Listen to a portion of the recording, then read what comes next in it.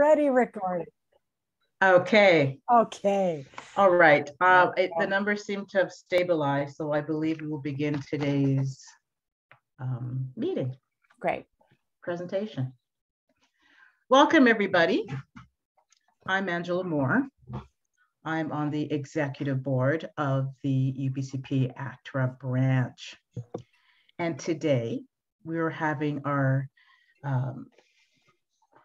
ACE outreach launch event. And we welcome you. Just before we begin, I will just want to let you know that this will be recorded so that others will be able to view this panel discussion later. Our chat is disabled, but you will be able to answer, to put some questions in the Q&A box. So please relate all your questions to the Q&A box and not the chat. And the staff will be there to help moderate the questions and provide technical support if you should, so require it.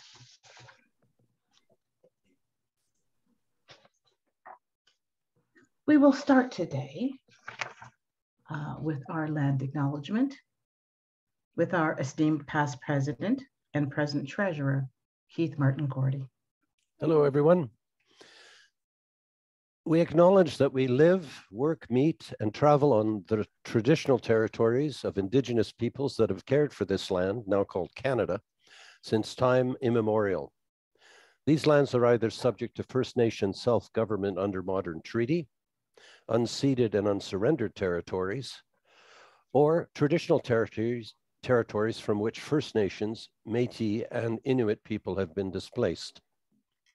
We seek to work toward redressing the injustices from which settlers of this land have benefited. My tongue's tied in a knot today. And in the spirit of upholding our ongoing commitment to truth and reconciliation, I would like to share. And what I'd like to share today with you is call to action number 84 of the 93 calls to action. We call upon the federal government to restore and increase funding to the CBC Radio Canada, to enable Canada's national public broadcaster to support reconciliation and be properly reflective of the diverse cultures, languages, and perspectives of Aboriginal peoples, including but not limited to, 1, increasing Aboriginal programming, including Aboriginal language speakers. 2, increasing equitable access for Aboriginal peoples to jobs, leadership positions, and professional development opportunities within the organization. 3, continuing to provide dedicated news coverage and online public information resources on issues of concern to Aboriginal peoples and all Canadians, including the history and legacy of residential schools and the reconciliation process. Anyway, I think it's a good idea, and I'm doing it to take a read of these calls to actions from time to time. And regarding the CBC, I will be writing to our Minister of Canadian Heritage and the head of the CBC saying, what are you doing? We're not seeing any of this. Okay, that's me with the land acknowledgement. Thank you, Keith. The UBCP ACTRA Equality Statement. Union solidarity is based on the principle that all union members are equal. We foster an open, inclusive environment which affirms the dignity of all individuals. Discriminatory speech or conduct based on gender identity, sexual orientation, race, disability, age, class, language, religion, ethnic origin, membership, region or work category, or family status hurts and divides us. Complaints of harassment and/or discrimination should be directed to the president or their designate. All will be investigated, and those substantiated will result in action by the union. Once again, I welcome Teresa Tova, Jennifer Wigmore, and Sandra Gellis to our ACE outreach launch, and we're really excited to start this whole process. First, I'd like to tell you how UBCP ACTRA became involved and became a member of this association. Cut back a couple of years ago, when the the BIPOC committee held a town hall, and we heard a lot of comments, in particular to acting students and their experiences with their education, with some of their instruction. And we heard from LGBTQ members, BIPOC members, all these marginalized groups had suffered a great deal and many indignities at the hands of coaches and acting institutions. And we formed a subcommittee, and we wanted to do something to address that. And so with the help of Eliza Villani and John Emmett Tracy, that was on our education subcommittee, we came up with a JEDI outreach program. And we started to do all this work and have conversations and started to really look at what we could do to really sort of raise the level of the knowledge of inclusion with our acting coaches who are part of our membership as well, to really help all of those people who are going through the education process, because all those students who are going into the performing arts will eventually hopefully join our union. And we wanted to just make sure that we really addressed all the concerns that they had. So when we started to do all of this work, we found out that ACTRA National and Jennifer Wigmore had already started this amazing program, and great minds think alike, right? And so we thought we would just take advantage of this and join forces and see what we could do to contribute to this fantastic organization. And that's how that all started. And then we'll go to Teresa Tova and Jennifer Wigmore, who will explain more. I'm so pleased. Thank you for inviting us to be here and to be able to speak to your coaches and to your members and to record it so others who couldn't make it today can see this. We're so excited about this work. As you said, great minds think alike. The need was in the community. And instead of working in our siloed branches across the country, we are coming together in this national association with our industry partners. And Sandra's going to talk to that in a bit as well. When the Harvey Weinstein harassment spotlight hit us back in 2017, we all looked at this and said, no union, no association, no actor, no person on the receiving end of this could ever solve this alone. This has to be industry-wide. And that's the approach that we are taking here. So let me give you just a little bit of history. I'm going to talk quick because I want to get to actually ACE in a moment, but we need to know the history of this.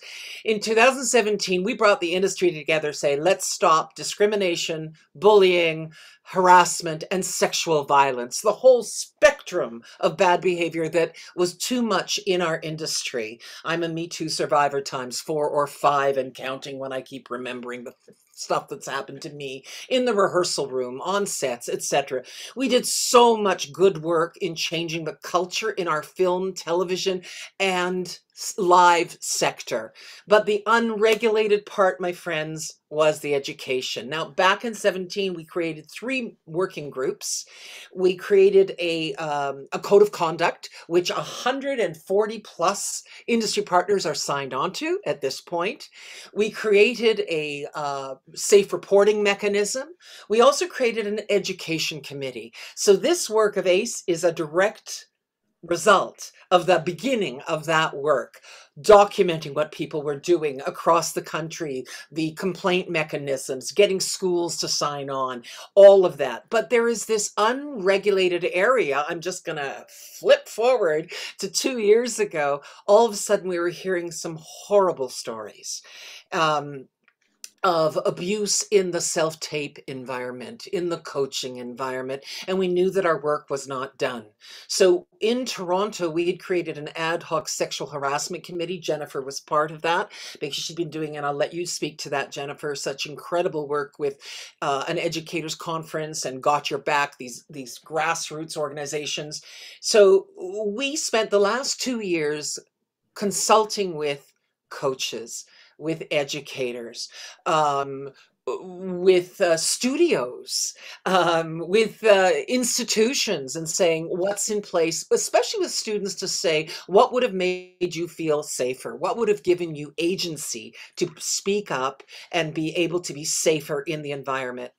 And let's be fair, friends, and you're all coaches, I think, who are on this call today. The conversation has shifted. What I was taught, my age, to trust everybody and have no agency over the work I do, has changed. We want inclusion. We want people to take responsibility for their own careers and choose to do the roles they want to do, etc., etc. So we spent a year and a half creating a guideline, which is a living document. Very wonderful to read. I hope you've had a chance. We'll put some links into into the chat or somewhere that you can have to take a look. A code of conduct. And what we're doing is basically doing what we did with agents years ago. Basically saying there has to be a standard of respect-based coaching that protects both you as a coach and protects the students, and ongoing education. And that's what we're so, so very, very proud of. We didn't do it alone. The partners include Equity. Our industry partners include the EIC, the Entertainment Industry Coalition, which is also a code of conduct. TAMAC, and I'm going to throw to you in a minute, Sandra, Talent Agents and Managers Association of Canada, the Casting Director Society of Canada, Equity, did I say that already? And 3 grassroots organizations, and now UBCP, ACTRA, and other branches of ACTRA are coming in. We've got Manitoba talking to us. We've got Montreal talking to us. This is a much needed organization of this world. Sandra, I'm just going to throw to you quick. Could you talk a little bit as to why the agents across this country wanted to support this association and what that means? Absolutely. I think I've probably been in this industry about 27 years in total. I've sat on a lot of roundtables, including the Me Too movement, as well as the Children's Advocacy Board as well. With you, Teresa, we did a lot of things together. We sit on the same EIC board, which is the Ethical Industry Coalition for ACTRA, as well as TAMAC. I'm presently president there. Some of the responsibilities as being someone who's president, I need to protect and watch the ethical behavior of the agents. And I think that also has a lot of pressure on me, because a lot of times people come to me that are agents, or my clients come to me and say, hey, I heard about this new coach. And do you know of him or her? Can you tell me a little bit about them? And sometimes I don't know who they are. And then I start hearing stories about, well, I just heard this really terrible story about how they were doing this and how they were recording that. And, you know, as an agent, I really want to get down to the bottom of it. So a lot of times I would sit in on those classes, because I'd really like to audit to see what they're teaching these young performers, or even just performers who are at any age. At one point, I was doing it mostly for the young performers because I thought they were the most vulnerable. But then as I got, I went along, I was like, it's not just the young performers, it's everybody. Anybody who's a performer needs to be protected. And so my whole way of looking at it changed. And the stories that have come up from a lot of the performers that are coming forward now is very scary. So what I'm so excited about with this, I'm so excited, and my board as well, and all of the TAMAC members are excited about, is knowing that we have a place to go. It's as simple as going to their website, seeing who's up there, who has gone through all the proper channels that they were supposed to go through to be vetted and put onto this website. And it is a safe place. It is a place where we hope that everybody that's up there, we vet it properly and we know that they've taken the proper steps. Now, this is also a place where production sets, where if somebody on a production company calls me and says, hey, we need someone to come on set, we need someone to be on set with, you know, this person or that person. Do you know any good coaches? I'm like, just go to this website and you'll be able to find out who's available on this website. The emails are there, their background, their picture, their resume, every course that they've taken. That is the most important place to find what they're looking for. So for me, it's simple. And I don't want to sell it. I don't want to sound like I'm selling something here. Really, I'm not a salesperson, okay? But what I am saying is it's so imperative, because over the years, the horror stories that we have come across as agents, I know, Teresa, you've gone through some things on your own, plus you've also had children in the industry. And that's something to reflect on as well, as someone actually having someone who is so close to you in the industry that you had to protect.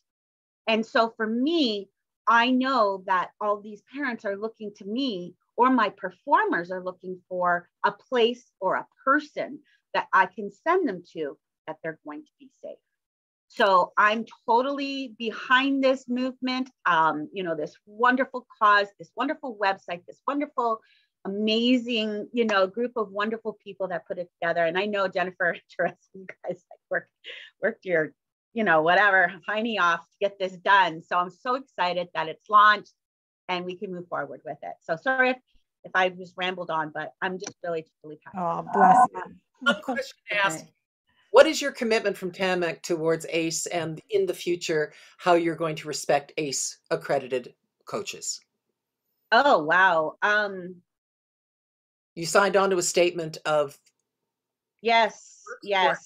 We're one of the founding, you know, folks, and we, you know, we've signed on to this, knowing that our responsibility of bringing forward any sort of situations that might be uncomfortable. I mean, I'm just talking about me, but we've signed on to a commitment of everyone on that site has to be part of the safe movement, if that's what you're asking me. But also knowing that anybody who's reported to us will be reported to the ACE committee. But the commitment has always been that we're always going to be part of this. We're always going to recommend all the coaches that are up there going forward. That is our commitment, that we want to work with the coaches that are signed on to do this. And we will continue to reiterate that. Let me reiterate that right now we have 65 coaches on our website.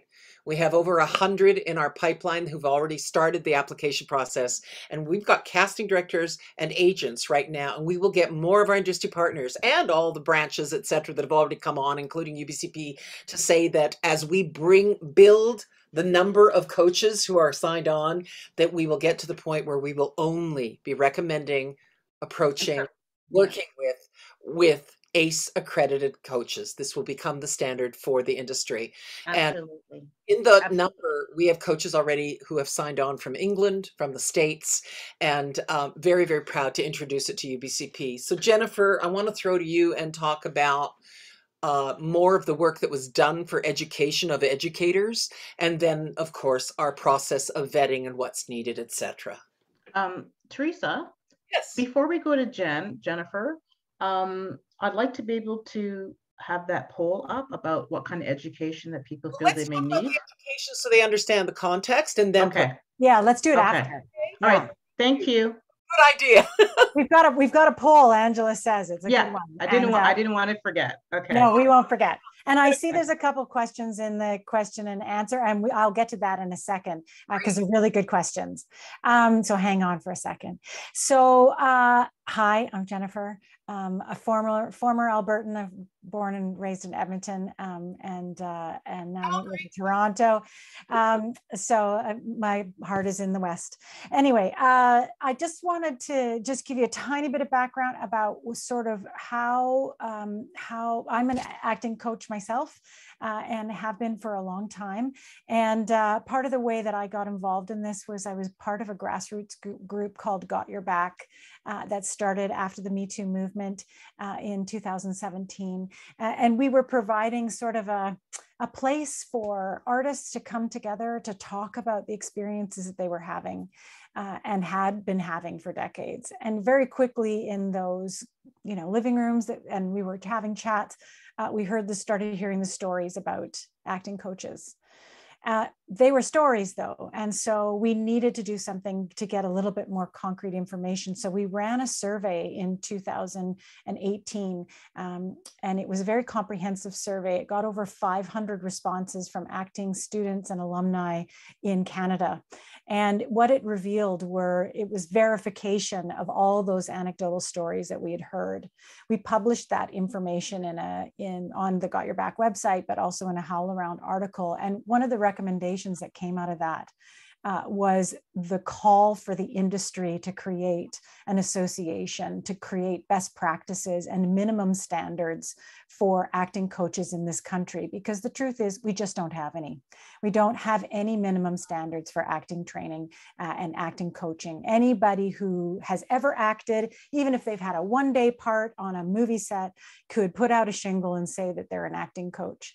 And that's just not the kind of regulation we need in order to make sure that acting coaches have the education that they need to be able to deal with some of the very complex questions, especially the ones that have come out in the last 5 years. We're talking about inclusion, we're talking about intimacy and consent. The industry standards have changed so dramatically in the last 5 years on so many conversations. How is it possible that acting coaches would know what those conversations are changed and how to reflect that in their teaching?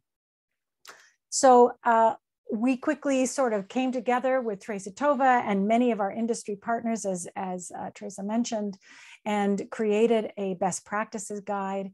And it became very obvious right at the very beginning that the real heart of ACE is not to provide regulation and oversight. It's actually to create community.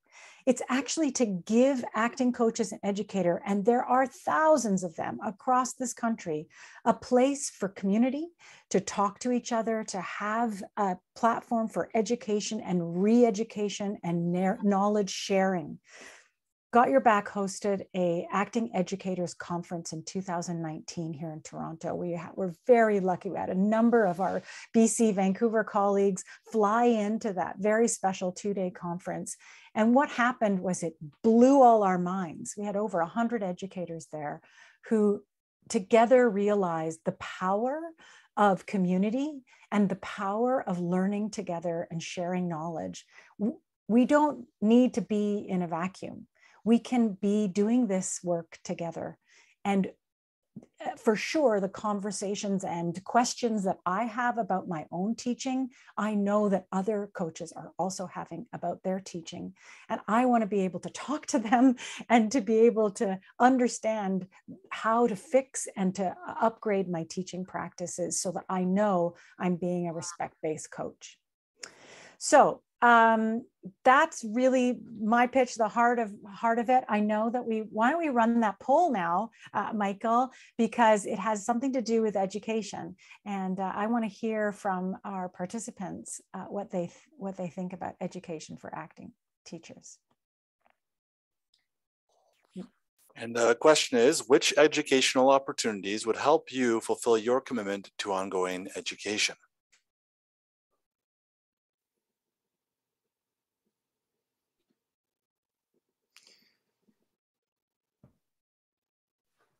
These are all new considerations that coaches are having these years that they didn't have in the past, right? Yep. And we found with our ongoing education offerings that we've already started with ACE coaches that people are hungry, coaches are hungry for how to maneuver these conversations respectfully, without triggering folks, and to really know to be the best coach they can be in this new environment. Yeah. It's funny because I'm just going to give you the update that we're about 88% and it's almost equal, the answers. And it's because all of these are important. They are all vital to learn about Not one of them is more important than the other at this point, because they are all so vital in learning about what has changed in the industry, let alone what has changed in the acting education environment. You see? Wow. Look at the results. Look at this. There's a lot of need by coaches to say, I'd be interested in this. Can I give you an example? And I know it's your time, Jennifer, but let me just, and then we'll go back and forth. But for instance, we had some conversations with some coaches at the beginning when we were, just building community and talking about what's the need. We're not promulgating this. We're not top down. We're saying, let's talk and see what the industry needs, what we communally as coaches need to set our standards. And we had some conversation with coaches who said, first of all, I've never abused people. Why do I have to take courses on anti-harassment? Hello. Once you take the courses, you go, okay, that's an interesting concept I hadn't thought of. Secondly, we had some coaches talk about, well, why shouldn't I teach nudity and intimacy when it's being asked of my students? And we're all adults and they hire me to do it. It's a big part of my business. And what we learned by talking and actually having intimacy coordinators come in, there's a real reason to rethink that, my friends. You would never, as an acting coach, teach an actor, or a part of your teaching acting skills, teach them to fall down 2 sets of steps. You would not teach them stunts. You would not teach them how to set themselves safely on fire. And in this new zeitgeist of intimacy coordination that didn't exist 4 years ago, but is certainly on all of our sets now, these are specialists who've done massive amounts of training, and they know how to have those conversations. They have all the protective equipment, the barriers, the plastic shields, all of it. Well, it's really funny because in the courses they show them to us, and so why do you think you have the right, and why is teaching somebody to be comfortable nude in your classroom part of your acting skills? It should not be. You should rely on the professionals. So that's a rethinking, right, that we didn't have before, as an example. Education is the key here, and re-education is possible. We have to remember that if a coach isn't on set all the time, if they're not getting jobs or they're not actively out in the industry, how are they going to learn that the new standards for intimacy, the new standards for inclusion, the new standards for harassment on set? How are they going to be able to reflect those in their classes so that the students that are graduating, and as Angela said, hopefully become members of our unions, know the industry standards before they get there? So that's why re-education is key here. That just because you don't know doesn't mean you're a terrible coach. That's not how it works. You just have to learn, and then you can upgrade your teaching. And so that's part of the commitment that ACE has made, is that ACE members, we will actively be looking for, creating, building, and making opportunities for re-education and ongoing education for our members, so that you can stay on top of the changes in industry standards. We're in the process, and we've already had a number of classes, certainly intimacy classes. We've had 3 or 4 already that we've provided to ACE members at a very subsidized rate. We're also in the planning stages for 2 new conferences, one in Toronto and one in Vancouver. The one that we held in Toronto in 2019 was heavily subsidized by the industry. And I say this because I know how hard it is to make a living as a coach. I know how difficult it is to find, and so we need to find ways to make this training accessible and affordable, so that there's no barriers to being able to do this kind of work. I wanted to answer a couple of questions, and I know that you have some, so please throw them into the question and answer. Jennifer, there's a question in from Jason DeLine. Yeah. And lovely of Jason to give some context as well. Yeah. Are coaches going to be vetted for criminal records as well? We have had these conversations at the steering committee We have had these conversations. We are not there yet. This is something the industry is struggling with, my friends. How much can we do legally? But the community will decide. It's a nuanced, I can't give you a straightforward answer to this. We've tried to do this at the union level, and there's human rights concerns here as well. When someone has done their time, done something, I hear who you're referring to. You've referred to a couple of coaches, Jason, that we have all heard about. One of the reasons ACE was formed was one of the guys you mentioned here. But I just want to take it 30,000 feet a little bit. ACE believes in rehabilitation. So far, these coaches have not applied. They know their standard would be much higher than others who do not have that reputational damage. Did I say that properly? Sorry, reputational damage. So, you know, these are very difficult questions, but at the heart of what we're doing, if somebody doesn't have decent business practices, and sometimes it's not about sexual harassment, it's just about conflict of interests and power dynamics. We are committed as an ACE board to helping those members of our industry become better citizens. So we help them take courses, we recommend things they need to do, and would, as I say, have a much, much higher bar. And some will never get in, but so far they have not applied. I hope that helps. I want to answer Mackenzie Gray's question. Hi, Mackenzie. I've known you for a long time. Listen, I just thank you for nodding to the fact that I just published today was an article that I wrote for ACTRA Performers Online about ACE and how it was created. If you haven't seen that yet, go see it. And he quotes me there in saying that one of the things that I said in an article that I wrote with Christine Brubaker in Intermission magazine a number of years ago was that your IMDb page is no longer a prerequisite for being a good acting teacher. And the reason I still stand by that statement is because just because you have great industry experience doesn't mean you know anything about teaching. And so we have to get past the mentality that just because we learned from a really good acting coach doesn't mean that that acting coach knows how to treat people with respect and knows what the current industry standards are. I have no doubt, Mackenzie, that you're a great coach.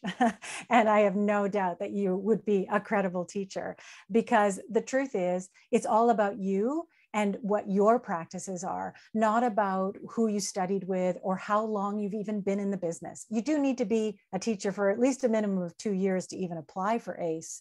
But it's actually about whether or not you've taken current industry standard training, which means, and I'm talking about sector specific training, whether or not, and that's really difficult to find. But that's why we provide a number of links on our website to sector-specific courses that you could take right now for free, that talk about inclusion, that talk about intimacy, that talk about some of the best practices that have arisen in the last few years.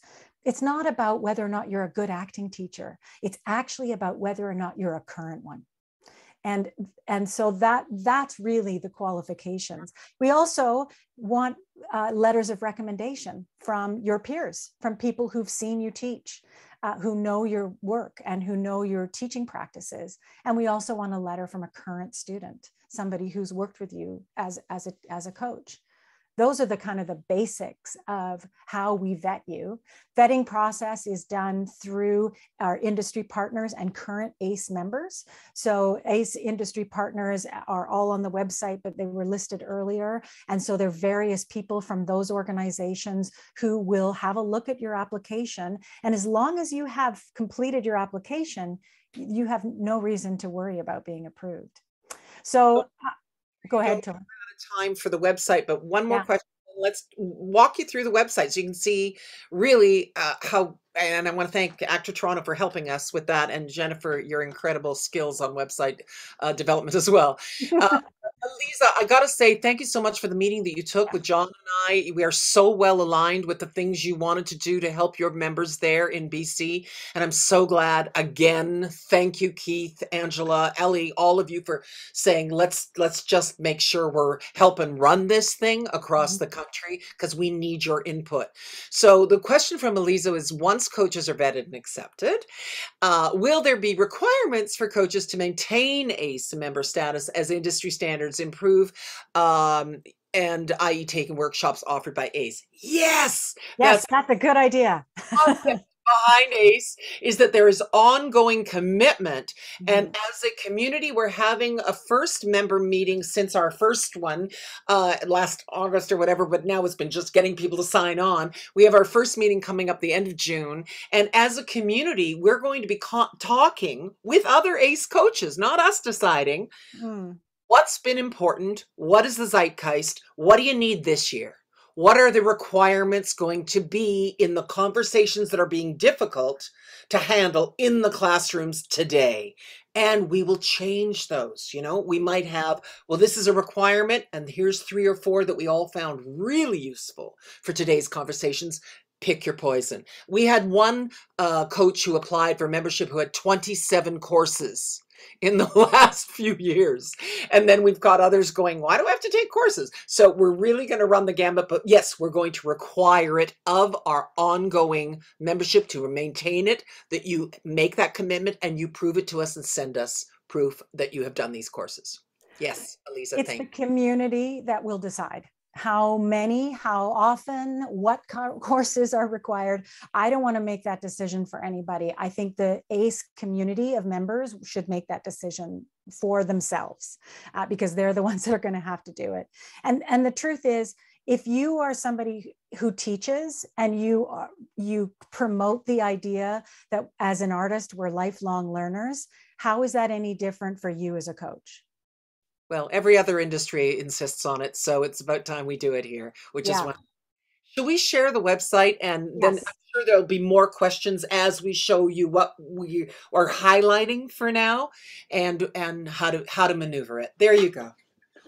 Okay, everybody, I'm just going to quickly show you the ACE website, which is at actingcoacheseducators.ca. You can also get there through .com, and I believe you can get there through ace.ca now too. This is the website. This is the homepage. You can see that we have some new members here. We have some knowledge. This is a great page to show you because this is where we have upcoming workshops that we know about, that we've heard about. Siobhan Richardson has been running some courses. This one is from a great place called Theatrical Intimacy. They're running a bunch of really interesting sector-specific courses for educators of acting. And NSIP, which is the National Society of Intimacy Professionals, is running a course for educators about consent in the classroom. These are courses that would be sector specific and would be completely applicable for membership. And invaluable. Here's our story. So this can tell you a little bit about the history of ACE, how we began. That's me up on the Tarragon stage, not acting, talking about the survey results from the Acting Educators Conference. Here are our beautiful industry partners and their statement of support. And this list is going to grow again very soon. And we're hoping that more and more industry partners will join in the future, and that perhaps we'll even get schools and studios to sign on as well as industry partners.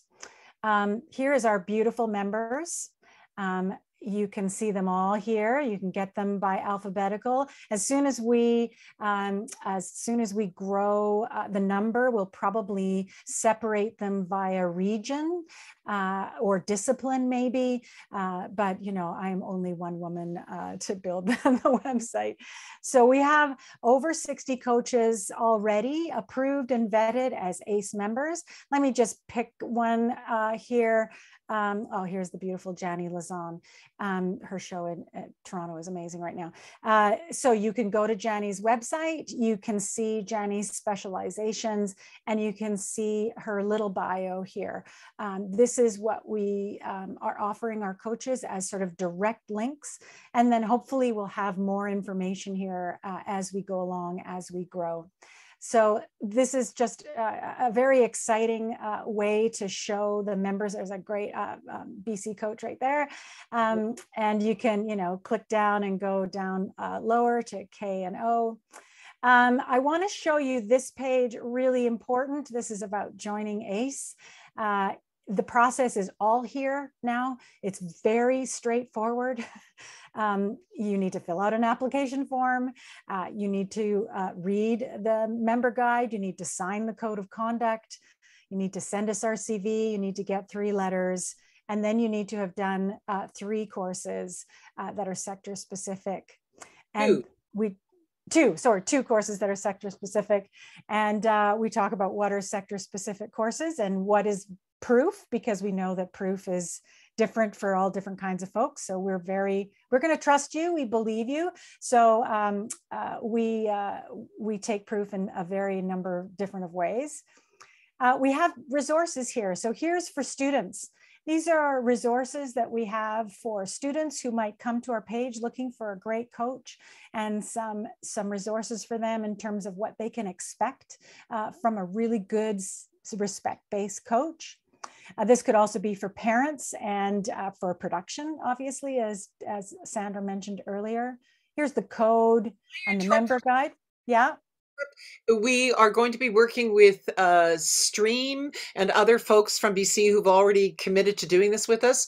And we are going to create an addendum to the Code of Conduct, which is specifically for coaches who teach children. These are different concerns. We will expand the code with a very, very focused kids section. There you go. Yeah, excellent. Thank you for saying that. Educational resources is the key to ACE and the heart, as I mentioned before. So here we have a number of our classes and workshops, lectures, seminars, videos, all that are applicable for ACE membership right now. And as you can see, many of them are free. You could do them right now, and you could send that in, proof of that, and that is applicable for ACE membership. There's also other opportunities here, great companies and courses and people that are offering really fabulous things. They may not be sector specific, which is why they don't apply for membership, but they are great resources nonetheless. There's some acting teaches resources here that I update all the time. And there's articles, letters, and all sorts of other links here for members and people who visit the site. And I give you an example, right near the Black Lives Matter section on inclusion and anti-harassment, inclusion, there's a course. Can we just go down a tiny bit to see it? Just as an example, I want to, Got Your Back Educators Conference, the one that, that Jennifer spoke about, that was so instructive in, you know, the survey and knowing that association was needed.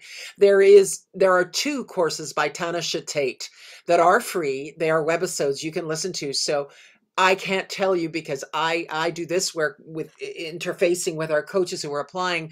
When they listen to this webisode, which is about an hour and a bit, their minds are incredible. Like, they go, why didn't I know this for my teaching? This just opened my eyes to how I can actually incorporate this work. Even when I don't have Black actors in my class, I still need to be doing this work. And all we ask is that after you listen to something like that, there's no proof. You send us a few paragraphs of your takeaways of what you got from listening.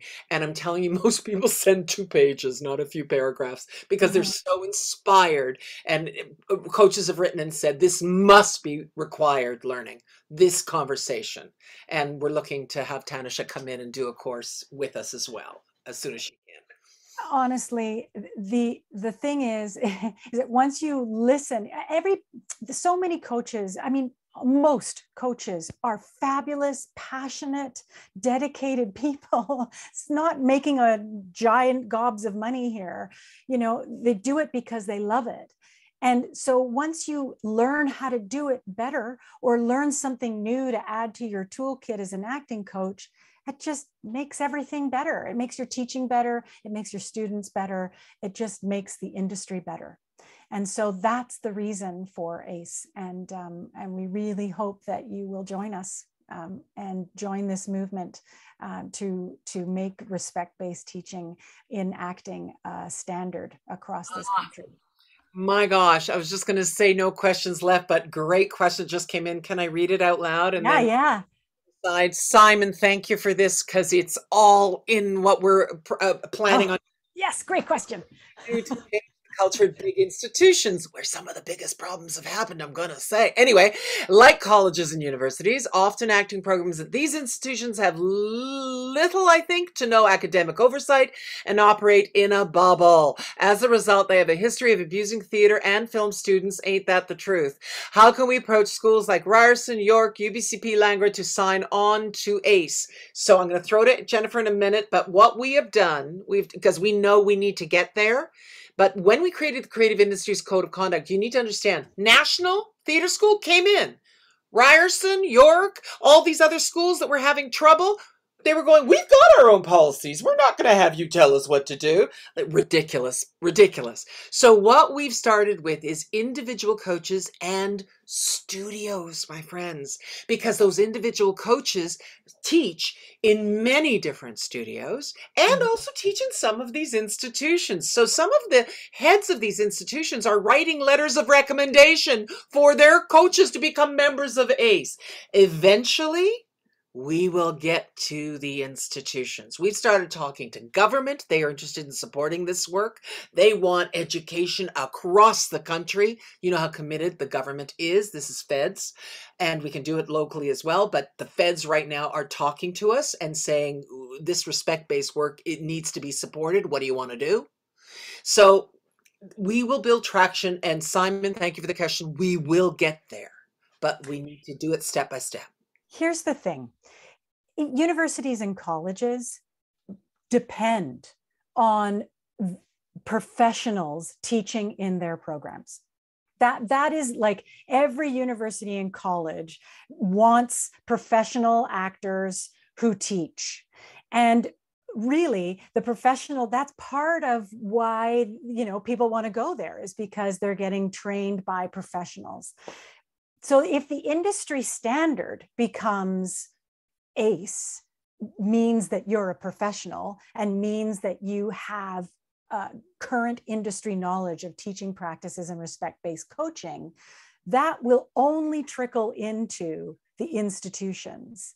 And hopefully, I think they'll be the last to join as our industry partners, but I eventually think the schools will fall in line, because that is what the industry will expect from acting coaches and educators, to be ACE members. That's the hope, that we will become the industry standard, just like being an ACTRA member is the industry standard, just like being a UBCP member is the standard, right?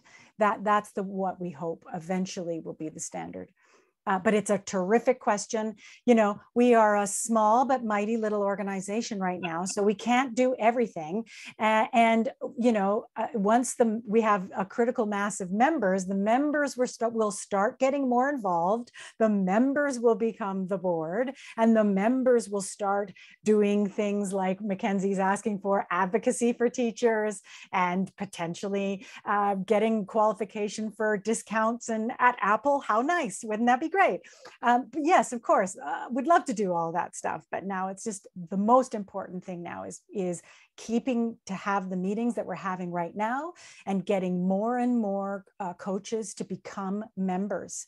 Because if we get to a point where we have thousands of members, then we will be the industry standard. That will just be what it is. And that the industry will then be looking to us to make sure that we maintain those standards, and that we, as the members, we will do more. We will have more conferences. We will have more outreach. We will do, yes, well, yes, I say yes, Mackenzie, to all of it.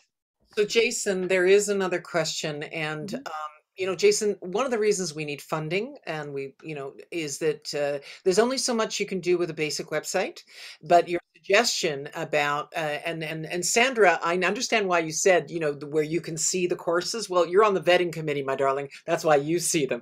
So right now, that ability is not there. But there are many, many things. This is all a living, breathing community. And if that's what we want to do, maybe in a year when we have more resources to be able to rebuild the website and have more possibilities, we are a little limited right now by the what do you call it, Jennifer? The basic structure of it. Volunteer labor.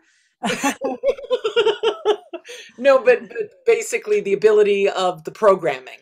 And Yeah.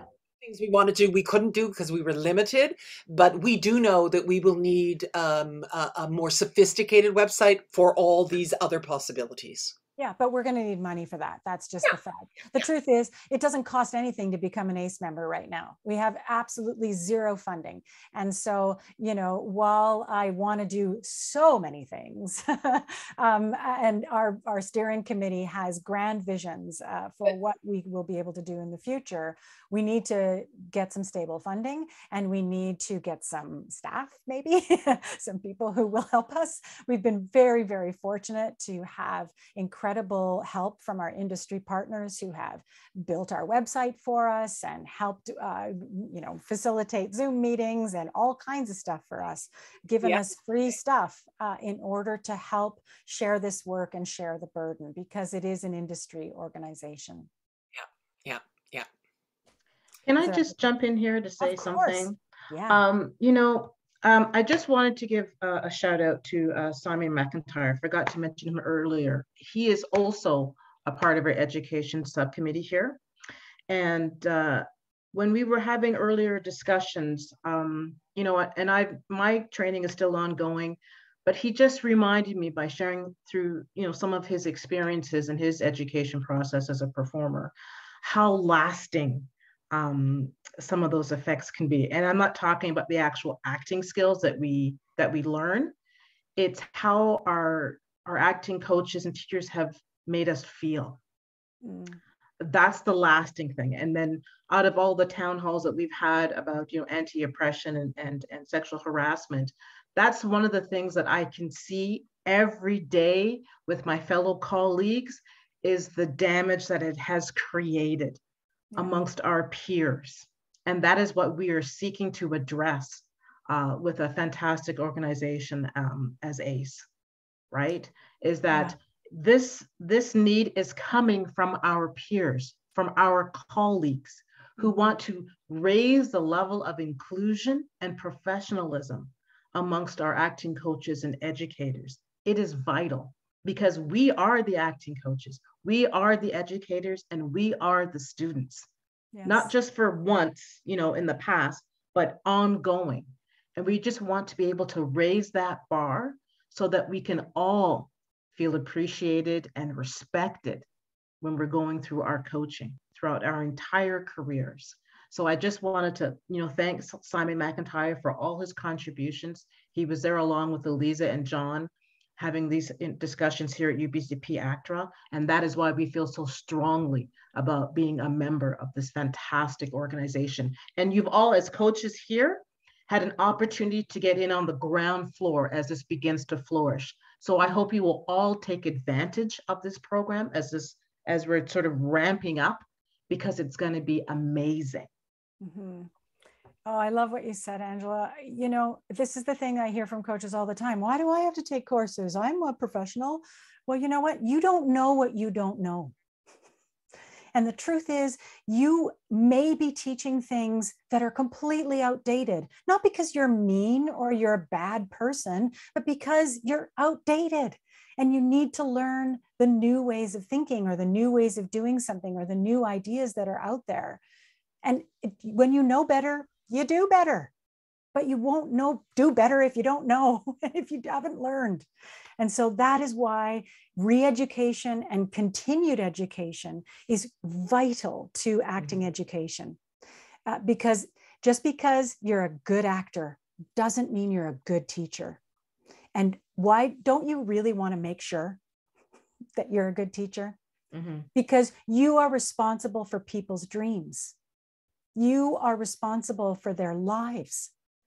And if you crush their dreams with just a simple mistake, right? I've never seen coaches more scared than they are now, because mistakes aren't just mistakes anymore. They can be career ending.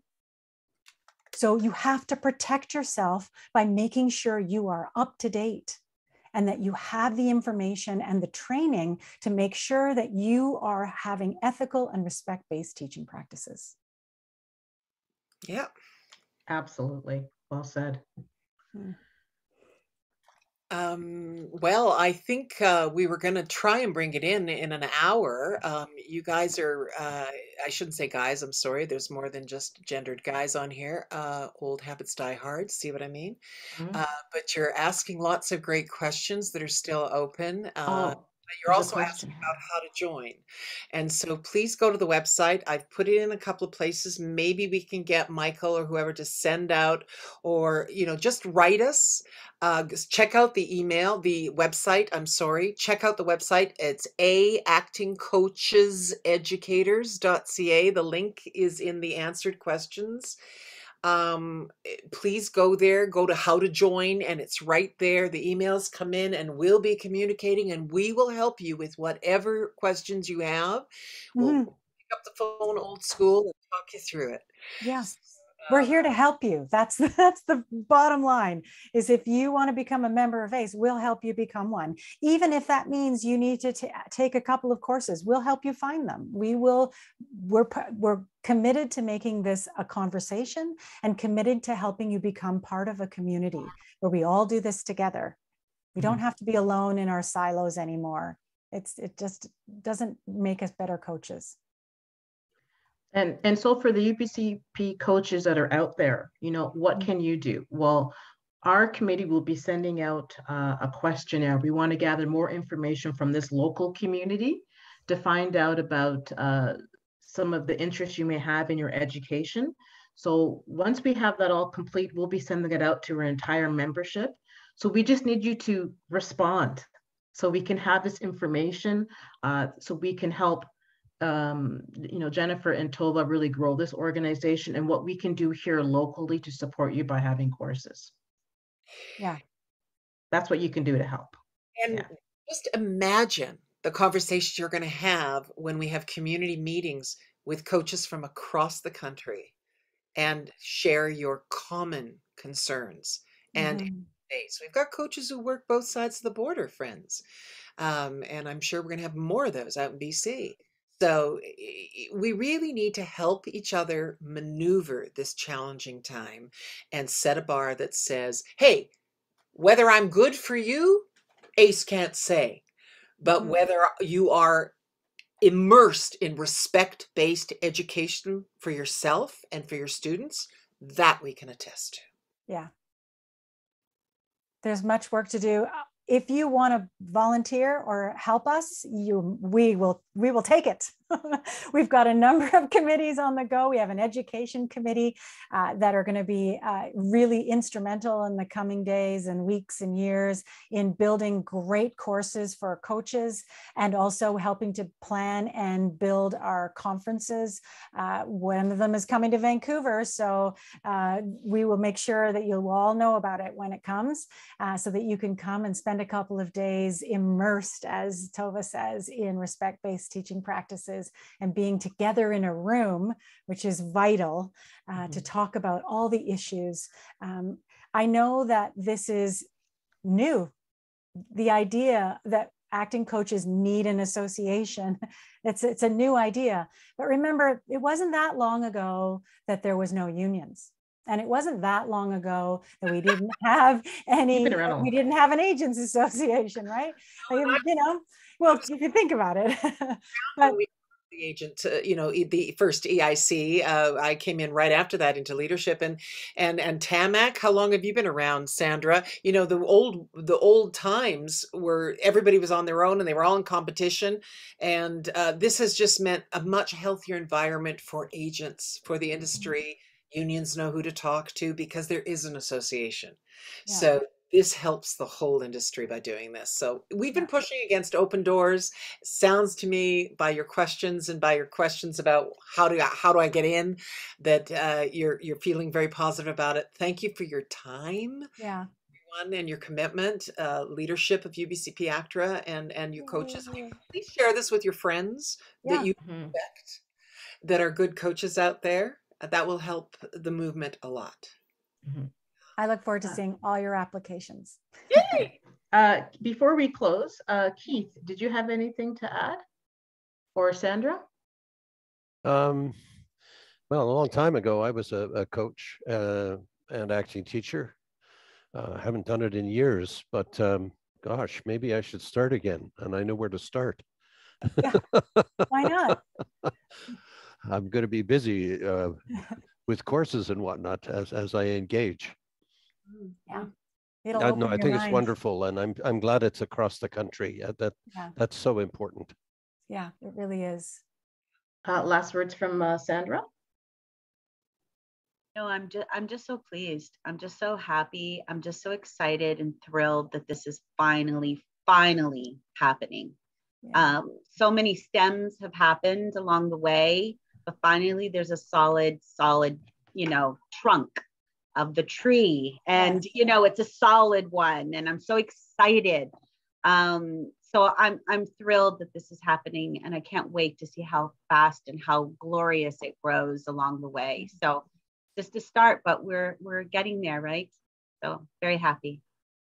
And I think our friends at the CDC would say the same. The casting directors, in our steering committee meetings have been so excited to see this happen, because of course they've been recommending coaches for decades and run into their own problems in doing so. And so they, just like TAMAC, are very excited to start really seeing ACE coaches being the industry standard, so that they can feel more confident recommending coaches to production and to agents and to their clients. Yeah. I see Jennifer Clement is online. Yeah. It's a commitment we've had from a number of studios Yeah. across this country, including the Vancouver Film School. A lot of their coaches are in the pipeline now. And so we're very, very excited. What a win-win for everyone, right? For everybody. For everyone. What's the downside is I keep trying, what's the downside? What's the bad part about this? I don't think there is any. And that's why we keep, as Tova is saying, just having open doors. It just, every time we have a meeting, people are in, they're already in. So, and one thing I'd like to add is it doesn't cost anything right now. It doesn't cost anything. That's the thing. Like, it doesn't cost anything. Like, what the heck? It's a free membership to something that is going to only benefit you and bring more people to you for business. Like, I just don't know like you said, what is the downfall to this? Yeah. Yeah. I don't know how long it'll be free. The members will have to decide that, whether they ever think that it's worth it. The industry partners and the steering committee will decide whether or not but I think we cannot underestimate how hard it is to make it as a coach, and and how precarious the work opportunities are. And so keeping it affordable and barrier free is really the most important part, because that's how we're going to grow ACE. Excellent. Okay, so I think we've come to a natural conclusion. I'd like to thank Sandra Gillis from TAMAC, Jennifer Wigmore, Teresa Tova, and of course Keith Martin Gordy, and all you fantastic coaches out there for joining us for this ACE outreach program. And the UBCP staff. And the UBCP staff for keeping everything going, of course. Thank you, Michael and Will. Stay tuned for more exciting news. And thank you for joining us today. Check out the website. Check out the website.